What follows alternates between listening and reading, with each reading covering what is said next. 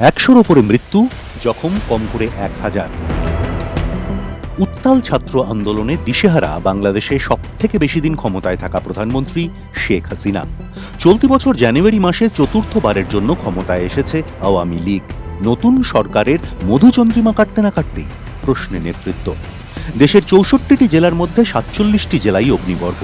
সংরক্ষণ বিরোধী আন্দোলন ঠেকাতে দেশে সম্পূর্ণ শাটডাউনের সিদ্ধান্ত ঘোষণা করেছে সরকার। বন্ধ বিমান পরিষেবা, থমকে রেল, চলছে না ইন্টারনেট। গোটা দেশে অনির্দিষ্টকালের জন্য বন্ধ সরকারি এবং বেসরকারি সব শিক্ষা প্রতিষ্ঠান।